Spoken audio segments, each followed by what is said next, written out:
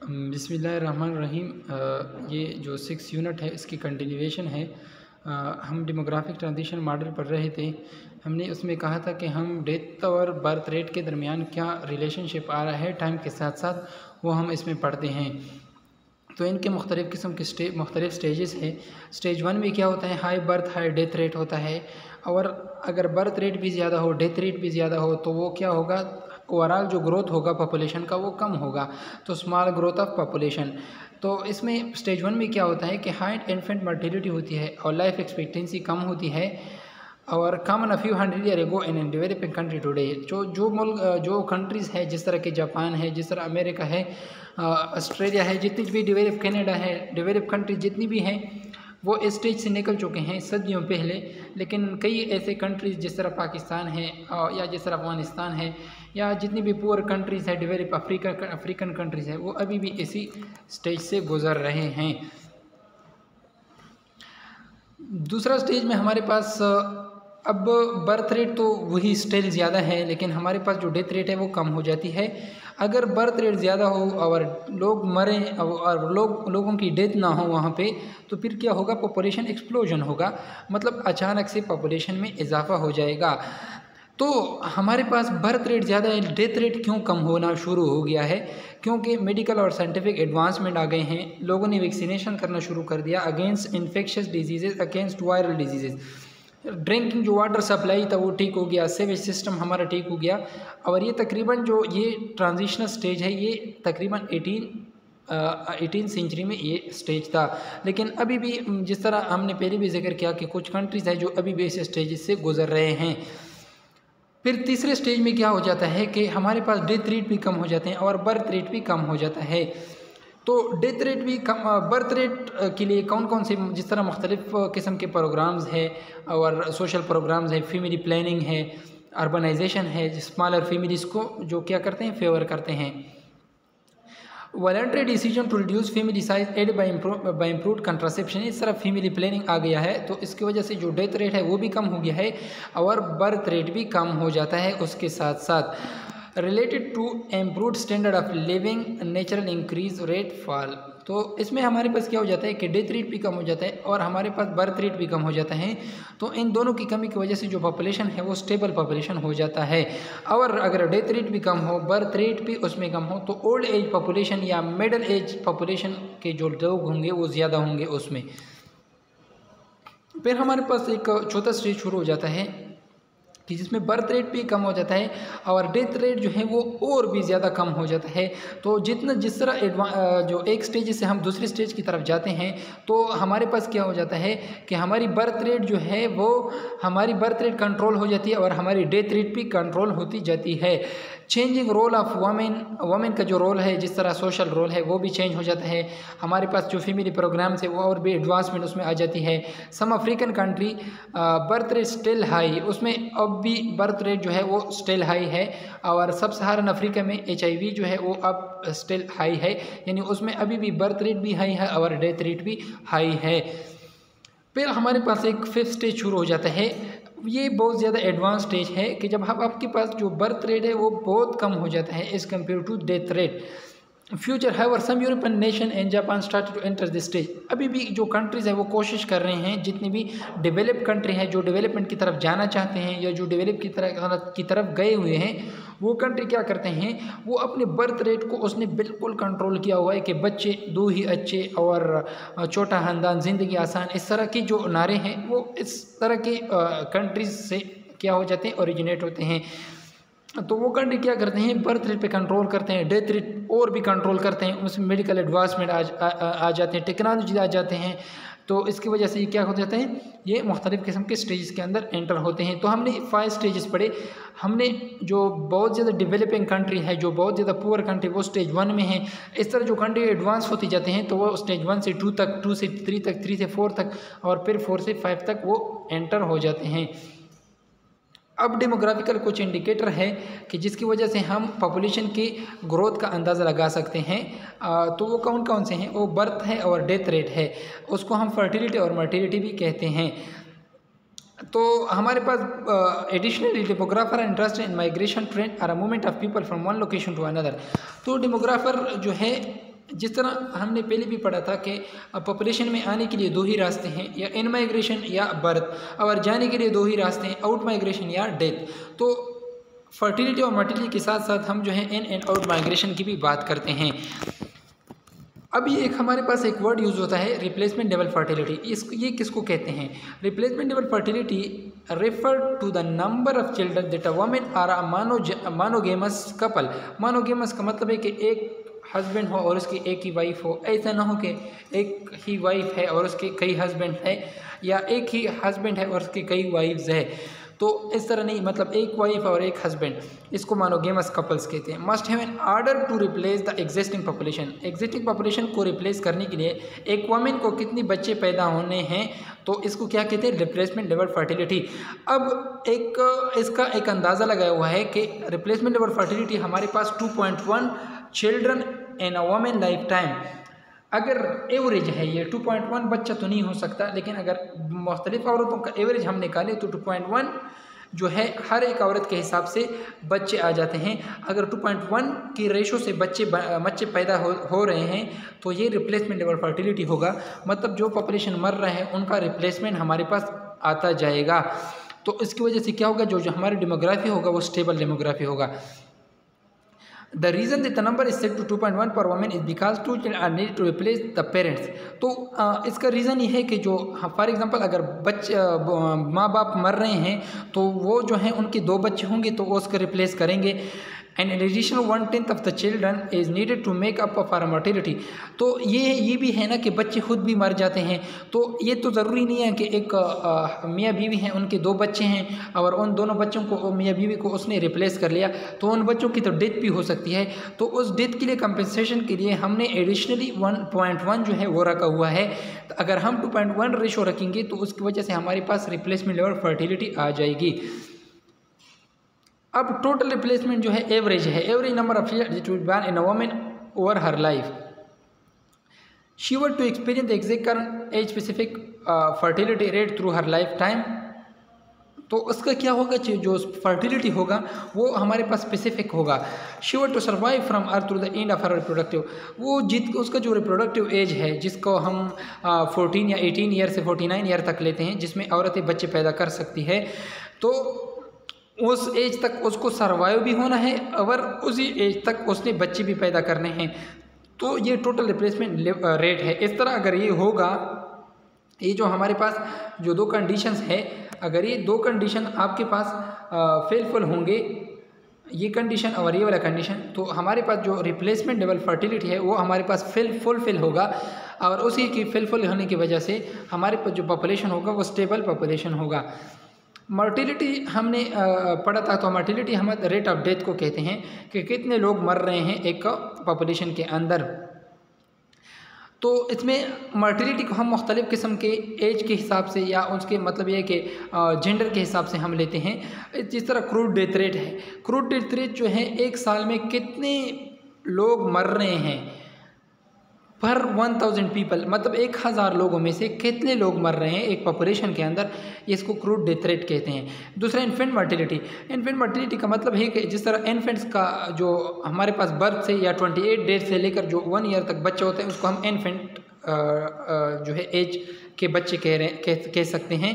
तो बच्चों का कितना, इन्फेंट का कितना जो डेथ होता है पर 1000 लाइव बर्थ, पर 1000 लाइव बर्थ में कितने बच्चे मर रहे हैं, इसको हम इन्फेंट मर्टिलिटी कहते हैं।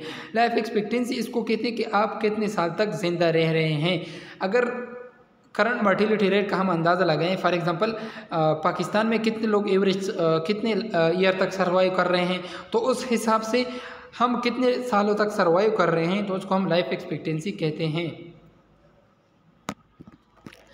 अब रीजन के बेस पे के मुख्तलिफ रीजन है, जिसमें अफ्रीका है, एशिया है, लैटिन अमेरिका है, इसका एक ट्रेंड दिया हुआ है।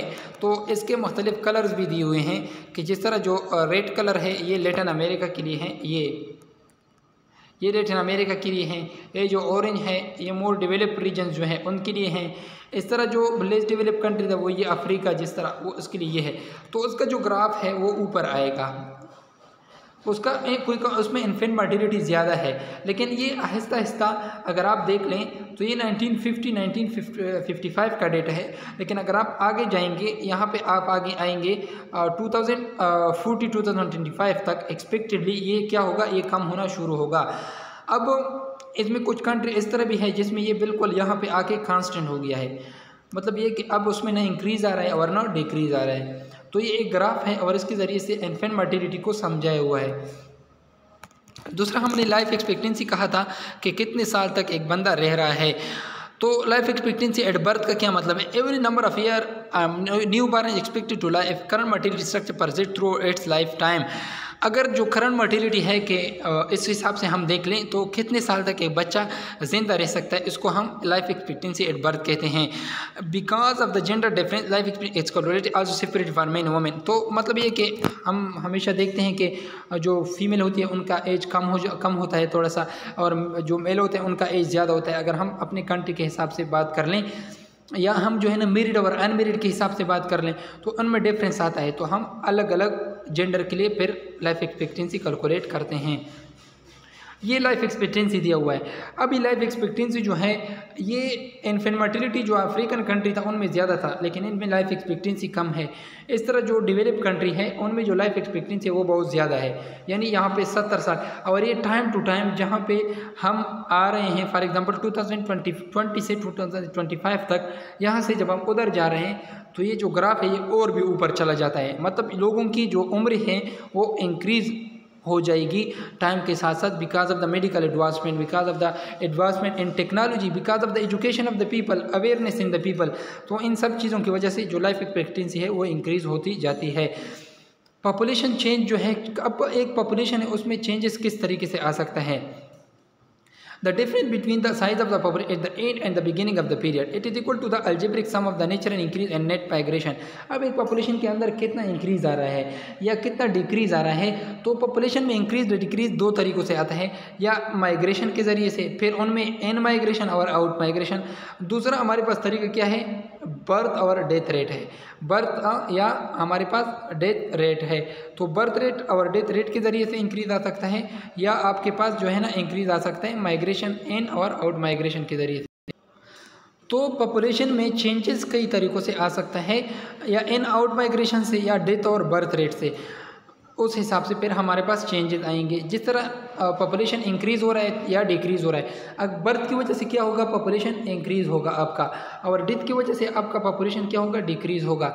और बर्थ हो रहे हैं, डेथ हो रहा है, उस हिसाब से फिर पॉपुलेशन में चेंजेस आ रहे हैं। फॉर एग्जांपल अगर बर्थ ज़्यादा है, डेथ कम है, तो पॉपुलेशन में इंक्रीज़ आएगा, और अगर बर्थ कम है और डेथ ज़्यादा है तो पॉपुलेशन में डिक्रीज़ आएगा। फिर उन हिसाब से फिर हम इसको देखते हैं। यहाँ पे आपके पास बर्थ के साथ साथ आपने इन माइग्रेशन भी पढ़ा। अगर लोग उसमें हिजरत करके आ रहे हैं तो भी जो पॉपुलेशन साइज़ है वो इंक्रीज़ या डिक्रीज़ होगा।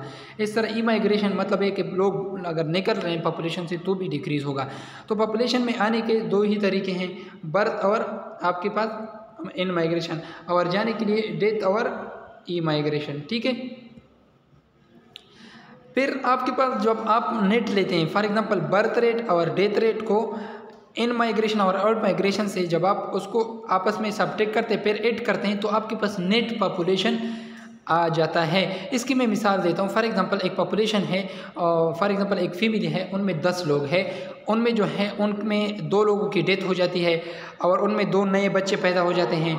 फिर जो है उनमें इन और आउट माइग्रेशन आ जाती है। दूसरा हमारे पास नेट माइग्रेशन रेट जो है उनको हम इमाइग्रेशन से इमाइग्रेशन को निकालेंगे। फिर नेचुरल इंक्रीज जो है, crude birth rate, crude death rate है आपके पास।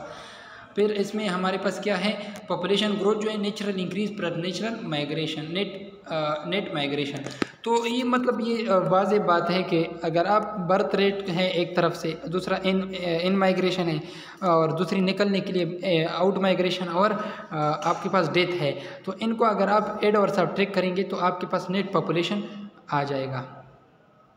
दूसरा आपके पास डिपेंडेंसी रेशो है। डिपेंडेंसी रेशो का मतलब ये है, is the measure showing the number of dependent, जो बर्थ से लेकर 14 ईयर तक जो बच्चे होते हैं, या जो 65 साल से अबव चले जाते हैं, to the total population age of 54 also referred to as total dependency ratio। तो मतलब ये है कि 0 से लेकर मतलब बर्थ से लेकर 14 ईयर तक जो बच्चे हैं और 65 ईयर तक जो लोग हैं, इनको अगर आप ऐड करेंगे और उसको आप डिवाइड करेंगे उन लोगों पे जो 15 ईयर से 64 ईयर तक है, क्योंकि यहाँ पे लोग प्रोडक्टिव हो जाते हैं, काम काज कर सकते हैं, ड्यूटी कर सकते हैं। और तो अगर आप उस पर डिवाइड करेंगे तो आपके पास डिपेंडेंसी रेशो आ जाएगा। इसकी मैं सिंपल मिसाल देता हूँ। फॉर एग्जांपल, अगर एक घर है, उनके अंदर एक फ़र्द है, वो कमा रहे हैं, बाकी सारे लोग उस पर डिपेंडेंट हैं, तो उसको अगर एक फ़र्द पे आप बाकी सारों को आप डिवाइड करेंगे तो आप उसका क्या आ जाएगा, 1 डिवाइडेड बाई जो आ जाएगा, तो ये डिपेंडेंसी रेशो आपके पास आएगा।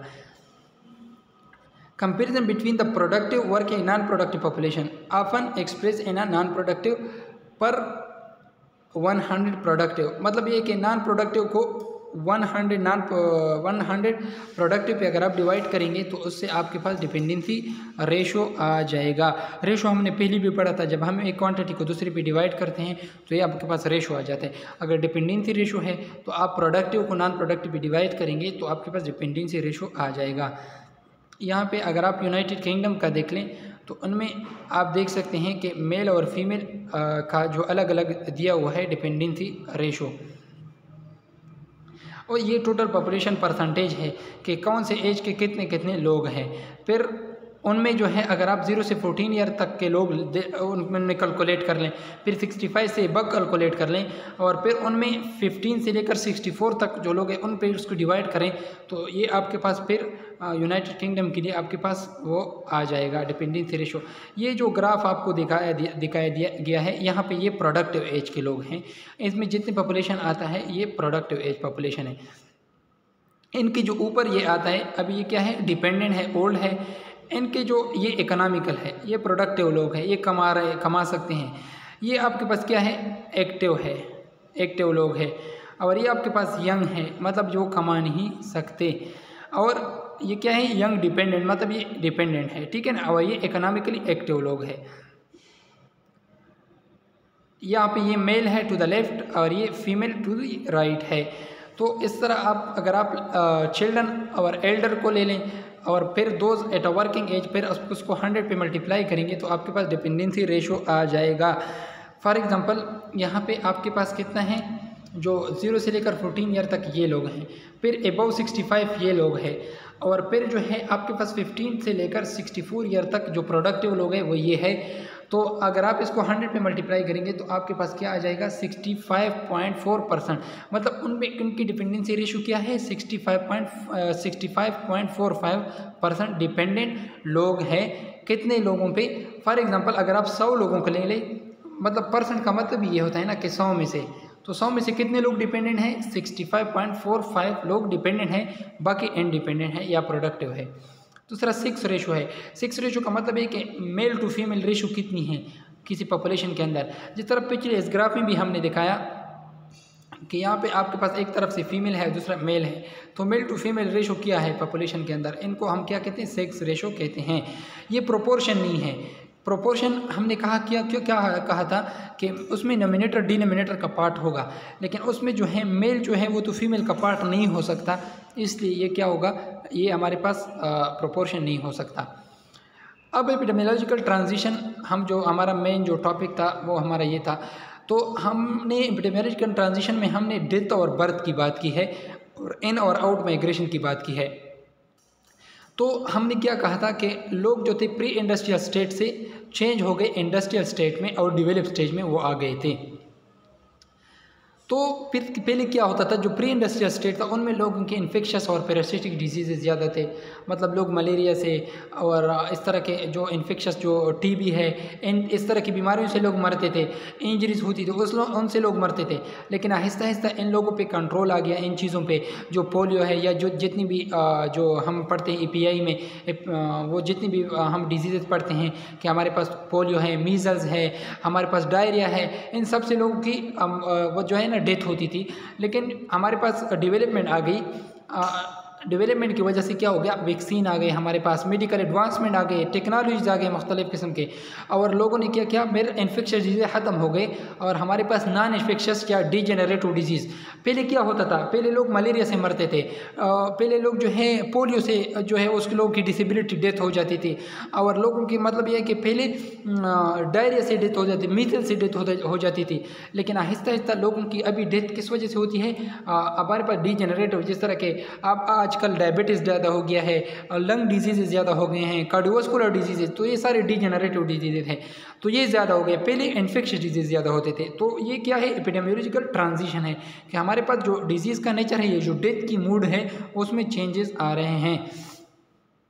पहले क्या था, age of pestilence and famine, तो इसमें क्या था, मर्टिलिटी रेट बहुत ज़्यादा था, wide swing in mortality rate, population growth and very low life expectancy. तो पहले लाइफ एक्सपेक्टेंसी कम था, मर्टिलिटी बहुत ज़्यादा था। किस वजह से ज़्यादा था, मर्टिलिटी हमारे पास ज़्यादा था, होता था इन्फेक्शियस डिजीज़ की वजह से, जिस तरह मलेरिया, टीबी, मीजल्स वगैरह।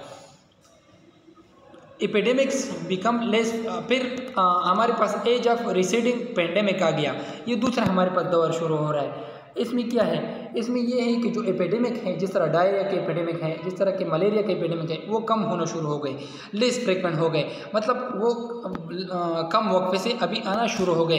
Infection in general become less frequent, infection disease कम हो गए।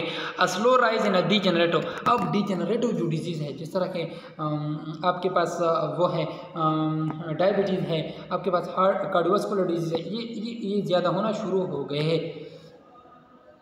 फिर age of degenerative and man made disease, man made में जिस तरह कैंसर, अभी कैंसर फिर ज़्यादा हो गया, ये तीसरा दौर है कि जिसमें हमारे पास cancer, diabetes, COPD, cardiovascular disease, injury और ट्रामा, ये ज़्यादा हो गई।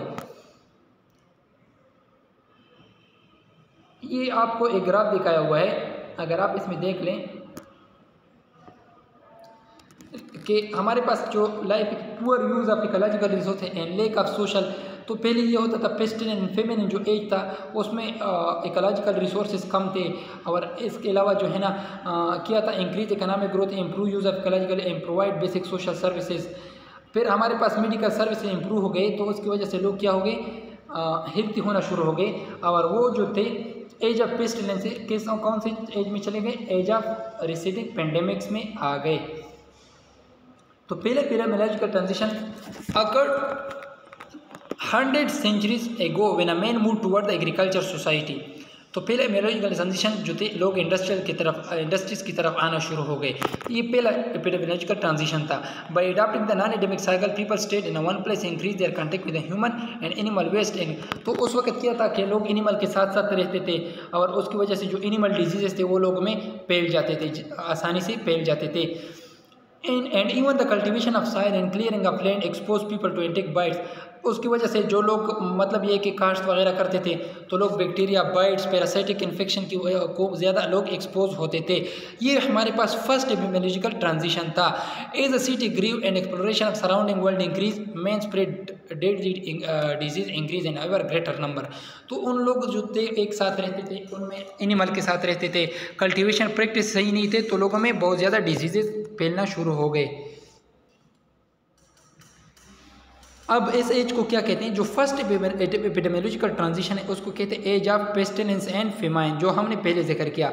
ये हमारे पास क्या है, फर्स्ट एपिडेमियोलॉजिकल ट्रांजिशन है। Epidemic, famine and wars cause huge number of deaths, तो उसकी वजह से बहुत ज़्यादा डेथ हो रहे थे, और इन्फेक्शियस डिजीज़ की वजह से बहुत ज़्यादा डेथ हो रहे थे, स्पेशली इन चिल्ड्रन।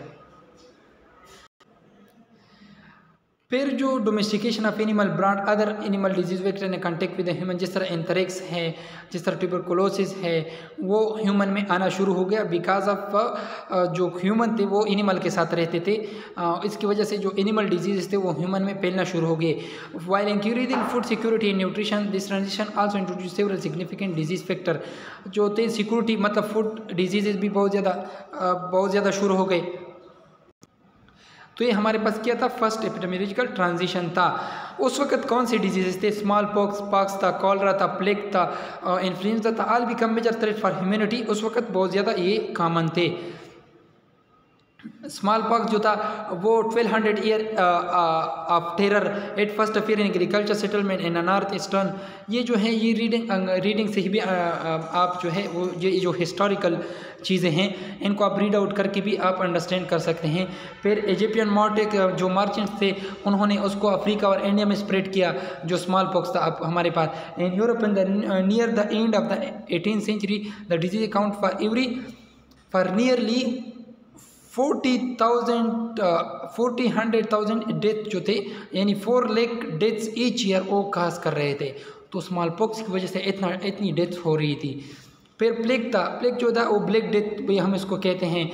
उसका जो था पहले केस जो था 224 में BC में चाइना में पहला केस अपीयर हुआ। बस most significant outbreak was in Europe में था जो कि मिड 14th सेंचुरी में था और 5 ईयर पीरियड फ्रॉम 1347 to 13 ये बहुत पहले का ये टाइम है। 25 मिलियन पीपल डाइड जो प्लेग था उसकी वजह से लोग 25 मिलियन लोग मर गए। 1/3 to 1/2 of the European population was vaped out जो थे वो उसने क्या किया उन इतने लोगों में जो यूरोपियन लोग थे पॉपुलेशन था उसमें इतनी तबाही की उसने। फिर जो था कॉलरा था, कॉलरा की वजह से भी डेथ हो रहे थे। उसका मुख्तलिफ पेंडेमिक्स आ गए कि फ़र्स्ट पेंडेमिक उसका 1817 से 1823 में था, सेकेंड पेंडेमिक 1829 to 1851, इस तरह उसका 3rd, 4th, 5th, 6th और 7th पेंडेमिक्स आ गया। तो इसके भी पेंडेमिक्स आ रहे थे कॉलरा के। High level of mortality and fertility भी ज़्यादा थी, मर्टिलिटी भी ज़्यादा थी। क्रूड डेथ रेट भी बहुत ज़्यादा था और जो था 30 to 40 डेथ पर 1000 पॉपुलेशन हो रहा था। इन्फेंट मर्टिलिटी कितनी थी 200 to 300। मतलब ये तो पहले का दौर है और वो दौर है जब डेवलपमेंट नहीं हुई थी तो जाहिर बात है उसमें वो डिजीज़ ज़्यादा थे और डेथ बहुत ज़्यादा हो रहे थे। लाइफ एक्सपेक्टेंसी भी कम थी, मतलब लोग डेवलप नहीं थे।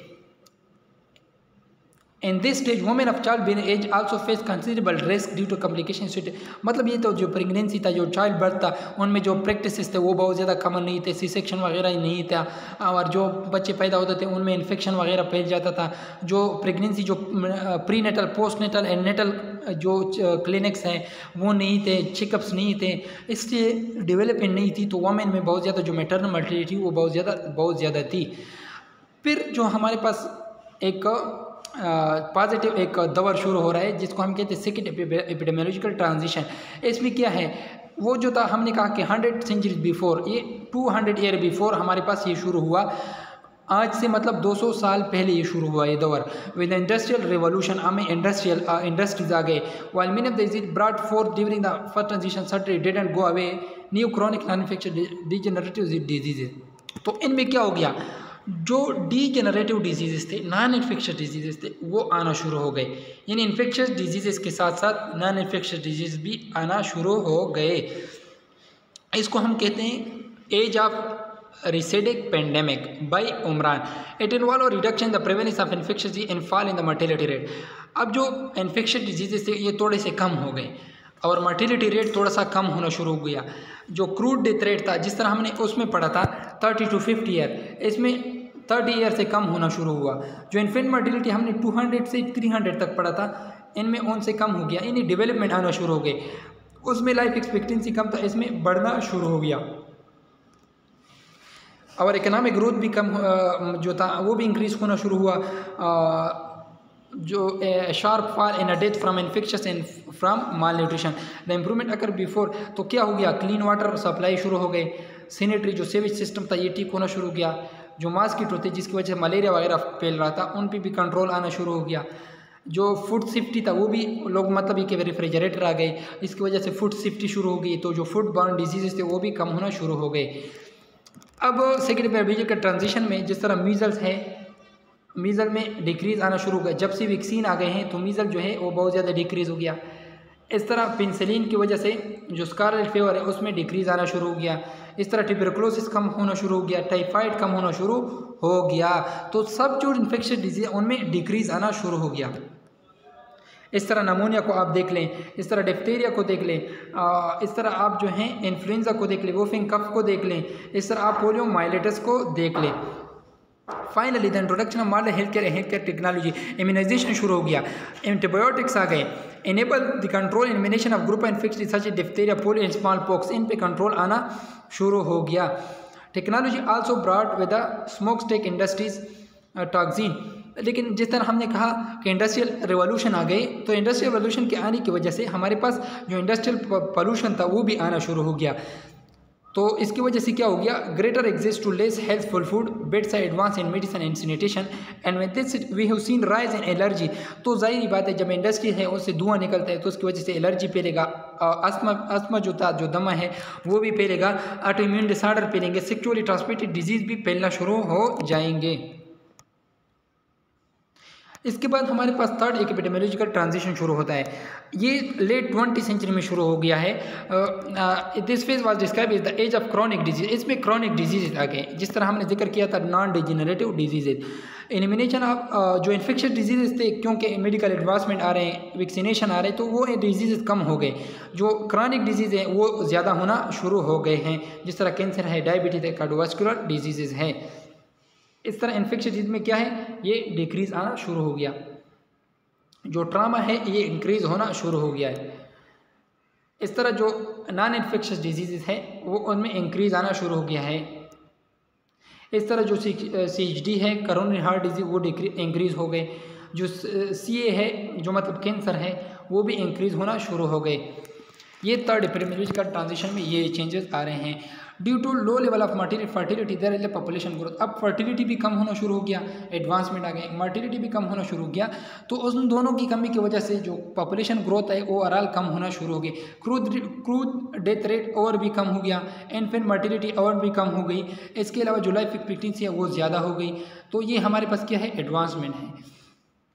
इस तरह जो नॉन कम्युनिकेबल डिजीज़ हैं वो हमारे पास क्या हो गए, इंक्रीज़ होना शुरू हो गए। और जो हमारे पास जो कम्युनिकेबल इन्फेक्शियस डिजीज़ है वो डिक्रीज़ होना शुरू हो गए। ये भी ग्राफ के थ्रू दिखाया हुआ है। Although death is universal reality, the condition or disease that cause death have emerged over time. Today the disease का तो ये है ना कि डेथ तो होना है किसी भी वजह से हो, लेकिन पहले इन्फेक्शियस डिजीज़ की वजह से ज़्यादातर लोग के डेथ होते थे। अब नॉन इन्फेक्शियस डिजीज़ की वजह से तो डेथ जो है, अगर किसी की ज़िंदगी 100 साल की है तो वो 100 साल ही में मरेगा, उसने ज़्यादा एक दिन भी नहीं जीना है। तो वो इन्फेक्शियस डिजीज़ की वजह से मरे या वो नॉन इन्फेक्शियस डिजीज़ की वजह से मरे, लेकिन काज ऑफ डेथ चेंज हो गया, बाकी डेथ वही है, नेचर ऑफ द डेथ वही है। The first half of the 20th several significant public health improvement. तो जिस तरह हमने इम्यूनाइजेशन पढ़ा, इसके अलावा मिल्क पेस्चराइजेशन भी आ गया, to prevent the bone tuberculosis and chlorination of water आ गया, कि जिसकी वजह से टूथ डिके वगैरह नहीं होगी। तो ये एडवांसमेंट हमारे पास पब्लिक हेल्थ एडवांसमेंट आना शुरू हो गए। फिर हमारे पास इंसुलिन और पेंसिलिन भी आ गए, जिसकी वजह से हमें डायबिटीज़ का ठीक करना आसान हो गया। इसके अलावा हमें नमूनिया का ठीक करना आसान हो गया because of penicillin. The downward trend in death rate reflect the effect of public health intervention. तो ये सारे कौन से इंटरवेंशन है, पब्लिक हेल्थ इंटरवेंशन कि जो वैक्सीनेशन है, सैनिटेशन है, ये सारी चीज़ें, और इनमें इंप्रूवमेंट की वजह से हमारे पास डेथ रेट कम हो गए। In addition while maternal mortality excessive pregnancy delivery peak during the 1930। अगरचे हमारे पास जो मैटरनल मर्टिलिटी है वो हमारे पास उनमें हमें एडवांसमेंट आ गए, लेकिन फिर भी जो prenatal postnatal care have had beneficial effect on the life experience of the women. तो जिस तरह हमने पहले भी जिक्र किया कि नेटल, प्रीनेटल, पोस्टनेटल, उसका वुमेन के हेल्थ पे बहुत ज़्यादा इम्पेक्ट है। और इसके साथ ये टॉपिक ख़त्म हो गया। इंशाल्लाह फिर मिलते हैं एक नए टॉपिक के साथ, तब तक ख्याल रखें। अल्लाह हाफिज़।